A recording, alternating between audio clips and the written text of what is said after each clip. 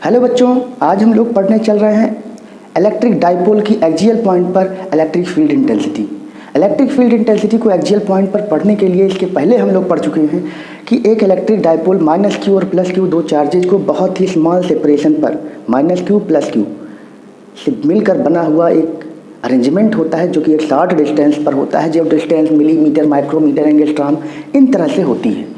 इन -q +q, तो -q से +q की तरफ यहाँ पर इलेक्ट्रिक डाइपोल मोमेंट की डायरेक्शन होती है, जो हम लोगों ने पढ़ा है।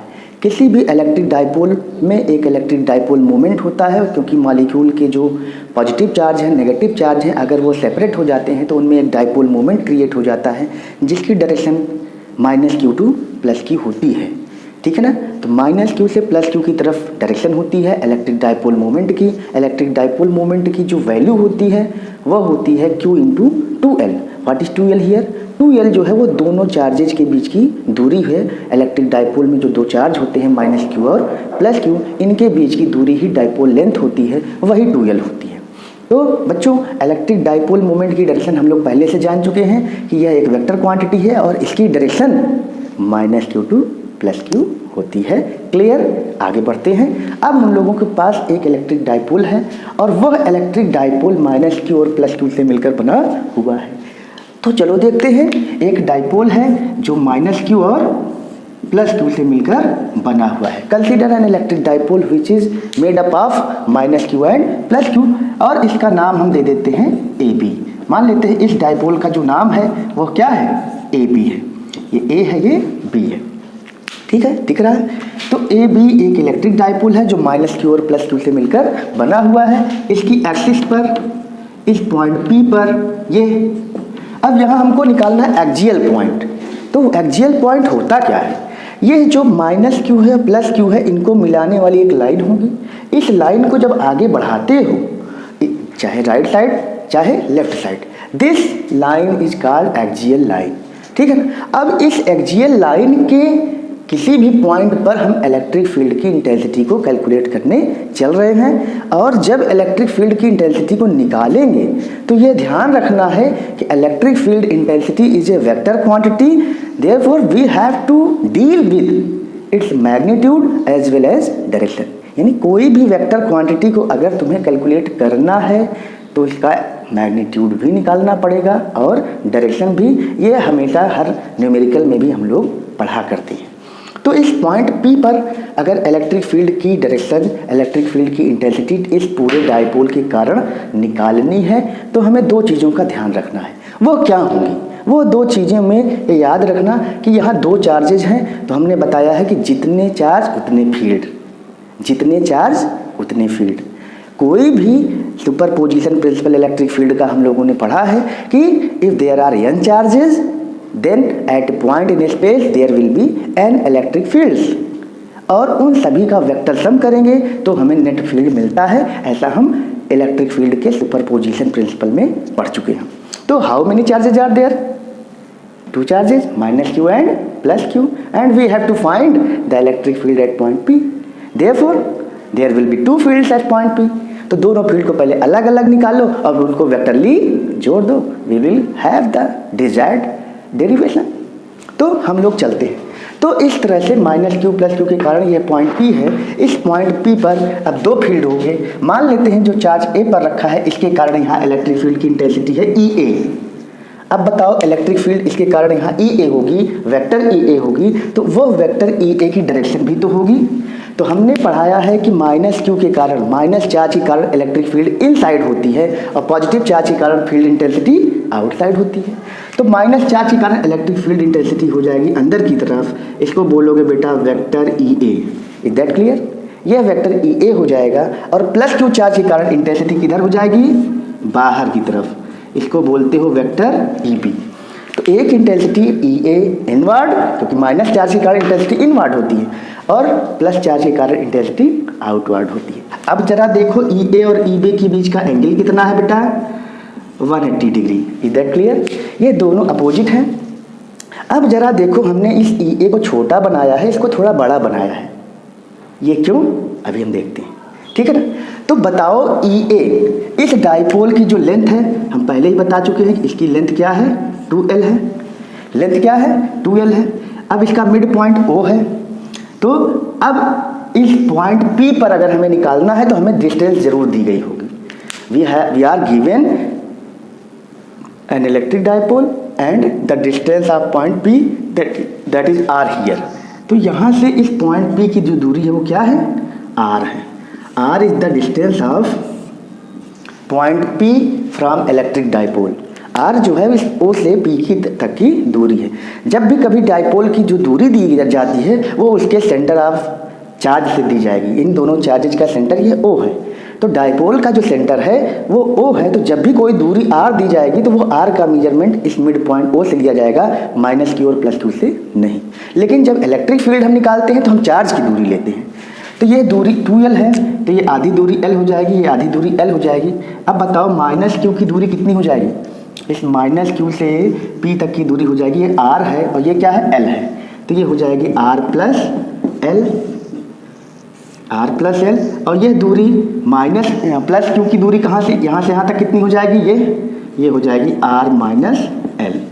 तो हम देख रहे हैं कि पॉजिटिव चार्ज की जो दूरी है ये प्लस Q चार्ज है, तो प्लस Q चार्ज की जो दूरी है वो R माइनस L है, माइनस Q चार्ज की दूरी जो है वो R प्लस L है। तो अब हम लोग इस इलेक्ट्रिक फील्ड को कैलकुलेट करेंगे इस यहाँ पर, ठीक है ना।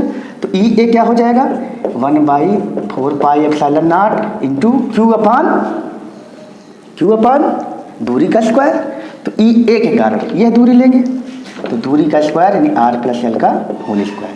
इसकी डायरेक्शन किधर होगी, इसकी डायरेक्शन क्या होगी टूवर्ड्स माइनस Q, ठीक है ना। अच्छा, और EB क्या हो जाएगा, EB इक्वल टू हो जाएगा 1/4πε0 Q अपान R माइनस L। QB का जो यहाँ पर जो चार्ज है इसकी दूरी R माइनस L है, R माइनस L, तो ये हो जाएगा आउटवर्ड फ्रॉम प्लस Q। तो ये इनवर्ड होगी और ये आउटवर्ड होगी, तो दोनों क्लियर है। यानी E A और E B। अब जरा देखो, जो हमने ये बड़ी लाइन बनाई है किसी वेक्टर की जो लेंथ होती है वो उसका मैग्नीट्यूड बताता है। तो यहाँ हमने छोटी लाइन बनाई है कुछ, यहाँ कुछ बड़ी है। तो E B, इसका अर्थ है कि E B का मैग्नीट्यूड ज़्यादा है। तो E B का मैग्नीट्यूड अगर ज़्यादा है तो ज़्यादा बड़ी लाइन बनाओगे कि नहीं बनाओगे, बिल्कुल बनाओगे। और E B क्यों ज़्यादा है, यहाँ ज़रा देखो, ये दोनों चीज़ें कॉमन है, Q बराबर है ये, तो डिनोमिनेटर किस में कम है, EB में। तो EB में डिनोमिनेटर कम है, और जब ये कम होगा तो जाहिर सी बात है जिसका डिनोमिनेटर कम वो वैल्यू ज़्यादा। तो EB is greater than EA। यहाँ EB का जो मैग्नीट्यूड है वो EA से क्या है, ज़्यादा है। That is why we have made longer length of vector for EB, ठीक है ना। अब दोनों के बीच, अब इस पॉइंट पर हमें नेट फील्ड निकालना है। अभी तो हम लोगों ने अलग अलग फील्ड निकाल लिया, अब नेट फील्ड जब निकालना है तो नेट फील्ड वेक्टर E क्या हो जाएगा, net field at P E equal to क्या हो जाएगा EA प्लस EB। ये हमारा हो जाएगा EA प्लस EB। और देन अब हम इसका मैग्नीट्यूड अलग निकालेंगे, डायरेक्शन अलग किसी। तो बच्चों vector E equal to vector EA plus vector EB, तो E इक्वल टू क्या हो जाएगा, मैग्नीट्यूड हम निकालेंगे अलग, डायरेक्शन निकालेंगे अलग। EA square plus EB square plus 2EA EB cos 180। यहाँ EA और EB के बीच का एंगल 180 डिग्री है, तो E इक्वल टू हो जाएगा under root EA square plus EB square minus 2EA EB। Minus क्यों आ गया, क्योंकि cos 180 की वैल्यू माइनस होती है, तो ये हो जाएगा EB माइनस EA। यहाँ vector E equal to EA, vector EA plus vector EB है, तो हम इसका मैग्नीट्यूड अलग निकालेंगे और डायरेक्शन अलग निकालेंगे। तो E इक्वल टू यहाँ से वैल्यू पुट कर देंगे, Q/4πε0 दोनों जगह कॉमन है, तो हो जाएगा 1/R माइनस L का whole square minus 1/R plus L का होल स्क्वायर। ये हमारा इक्वेशन हो गया। अब यहाँ से E की वैल्यू फाइंड आउट फाइनली क्या करेंगे, Q/4πε0 क्रॉस मल्टीप्लाई करेंगे तो हो जाएगा R प्लस L का whole square minus R minus L का whole square upon R plus L का whole square into R plus L का होल स्क्वायर। ये हमारा इस तरह से हो जाएगा। ठीक है, तो E equal to Q/4πε0 note करते चलिए। ये हो जाएगा r² + l² + 2rl, यहाँ हो जाएगा r² + l² - 2rl अपान, इसको क्या लिख देते हो एक बार, r + l 2 बार लिख दो, और यहाँ सॉरी r - l होगा, ये r - l और r - l 2 बार। तो अब क्या हो जाएगा, अब आपको E इक्वल टू Q/4πε0, यहाँ पर r² l² कट जाएगा, ये 2rl कट के हो जाएगा 4rl, यहाँ r - l r² - l² हो जाएगा r + l r - l मिलकर, और यहाँ पर भी हो जाएगा r² - l², यह दोनों मिलकर r² - l², अगला दोनों मिलकर r² - l² हो जाएगा। अब E इक्वल टू क्या हो जाएगा, Q इंटू 4rl में से हम 2l बाहर कर लेते हैं, 2l इंटू 2r इसको लिख देते हैं अपान 4πε0, ये हो जाएगा r² - l² का होल स्क्वायर। तो E equal to Q into 2l को हम बोलते हैं P, Q into 2l equal to होता है P, डाइपोल मोमेंट होता है। क्या होता है, डाइपोल मोमेंट। जब ये रख दोगे तो ये हो जाएगा 1/4πε0, ये हो जाएगा P इंटू 2r अपान r² - l²। ये फार्मूला हमारा हो गया। अब चूंकि r बहुत बड़ा होता है l से, तो r² - l² का यहाँ होल स्क्वायर होगा, ये लगभग r² हो जाएगा। हमने बताया था डाइपोल की जो लेंथ होती है मिलीमीटर, माइक्रोमीटर, इन सभी चीज़ों में होती है, तो कोई दिक्कत नहीं है। E इक्वल टू क्या हो जाएगा, 1/4πε0 2p into r upon r⁴। E equal to 2p/। तो ये इलेक्ट्रिक डाइपोल की एक्सियल पॉइंट पर इलेक्ट्रिक फील्ड की वैल्यू है। लेकिन अभी तो हम लोगों ने केवल वैल्यू निकाली, अभी हमने इसकी डायरेक्शन नहीं निकाली है। तो जब इसकी हमें डायरेक्शन निकालनी है तो डायरेक्शन किस तरह से निकालेंगे। अब जब कोई वेक्टर में पहले जिस मैग्नीट्यूड में से घटा है, EB में से EA घटा है, अगर EB में से EA घटा है तो जाहिर सी बात है जो वेक्टर E फाइनल है इसकी डायरेक्शन EB की तरफ होगी। और हम लोग जानते हैं कि electric dipole moment vector P की डायरेक्शन भी क्या होती है, -q2 + q। तो इस तरह से वेक्टर E की डायरेक्शन किधर होगी, -q2 + q, है ना।